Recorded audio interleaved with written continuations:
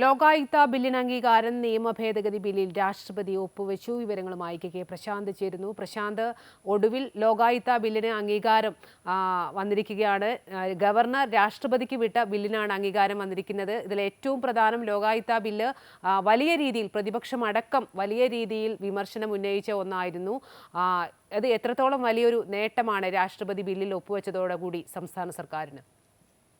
നമ്മൾ ഇപ്പോഴത്തെ സാഹചര്യത്തിൽ സംസ്ഥാന സർക്കാരിനെ സംബന്ധിച്ച വലിയ നേട്ടം തന്നെ നമുക്ക് പറയേണ്ടി വരും. കാരണം സർക്കാരും ഗവർണറും തമ്മിലുള്ള പോര് ശക്തമായി തന്നെ മുന്നോട്ട് പോകുന്ന ഘട്ടത്തിലാണ് നിയമസഭ പാസ്സാക്കിയ ഒരു ബില്ല് ഗവർണർ പിടിച്ചുവെക്കുന്നു. ഏറ്റവും ഒടുവിലായി അതിൽ ചില ഇടപെടലുകൾ വരുന്നു. തുടർന്ന് ആ ബില്ല് രാഷ്ട്രപതിക്ക് സമർപ്പിക്കുന്നു. രാഷ്ട്രപതി ഇപ്പോൾ അതിൽ ഒപ്പുവെക്കുന്നതോടുകൂടി തന്നെ ഗവർണറെ സംബന്ധിച്ച തിരിച്ചടിയാണ് എന്നുള്ളതാണ് വസ്തുത. ഇപ്പോൾ രാഷ്ട്രപതി ഭവനിൽ നിന്ന് ഇത് സംബന്ധിച്ച ഉത്തരവ് രാജ്ഭവന് കൈമാറിയിട്ടുണ്ട്. ഒപ്പം തന്നെ സർക്കാരിനെയും ഇത് ഔദ്യോഗികമായി അറിയിച്ചു എന്നാണ് നമുക്ക് മനസ്സിലാക്കാൻ കഴിയുന്നത്. അതുകൊണ്ട് തന്നെ ഈ ബില്ലിന് ഇപ്പോൾ അംഗീകാരമായിരിക്കുന്നു. ഈ ബില്ല് അംഗീകാരമായതോടുകൂടി തന്നെ മുഖ്യമന്ത്രിക്ക് ചില അധികാരങ്ങൾ വരികയും ലോകായുക്തരടക്കം ഈ അധികാരങ്ങൾ വെട്ടിക്കുറയ്ക്കപ്പെടുകയുമാണ് ചെയ്യുന്നത്. അതായത് മുഖ്യമന്ത്രിക്കും മന്ത്രിമാർക്കുമെതിരായ കേസുകളിൽ ലോകായുക്തയ്ക്ക് ഇടപെടാമെന്നുള്ളൊരു വകുപ്പുണ്ടായിരുന്നു. ആ വകുപ്പിലടക്കമാണ് ഇപ്പോൾ ഭേദഗതി വരുന്നത്. ഇനി മന്ത്രിമാർ MLA അടങ്ങുന്ന ജനപ്രതിനിധികളുമായി ബന്ധപ്പെട്ട കാര്യങ്ങൾ അന്തിമ തീരുമാനം അതിൽ ലോകായുക്തയുടെ വിധി എതിരായാൽ മുഖ്യമന്ത്രിക്ക് അത് പരിഗണിക്കുകയും അക്കാര്യത്തിൽ മാറ്റം കൊണ്ടുവരികയും ചെയ്യാം. മുഖ്യമന്ത്രിക്കെതിരായ വിധിയാണ് ലോകായുക്തയുടെ ഭാഗത്ത് നിന്ന് ഉണ്ടാകുന്നതെങ്കിൽ അതിന്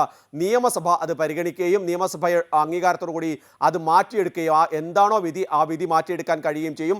നിലവിലെ സാഹചര്യത്തിൽ ഇപ്പോഴത്തെ മുഖ്യമന്ത്രിക്കെതിരായി ഏതെങ്കിലും ഒരു തരത്തിലുള്ള വിധി ലോകായുക്തയുടെ ഭാഗത്ത് നിന്ന് ഉണ്ടാവുകയാണെങ്കിൽ നിയമസഭയ്ക്ക് അത് മാറ്റിക്കൊടുക്കാൻ കഴിയുമെന്നുള്ളത്. അതായത് മുഖ്യമന്ത്രിക്കും ഇപ്പോഴത്തെ സർക്കാരിനും ഏറ്റവും അനുകൂലമാകുന്ന ഒരു ഭേദഗതിയാണ് ഈ ലോകായുക്തയിലൂടെ മുന്നോട്ട് വെച്ചത്. അത് അംഗീകരിക്കുന്നതോടുകൂടി തന്നെ സർക്കാരിനെ സംബന്ധിച്ച വലിയ ആശ്വാസകമാണ്.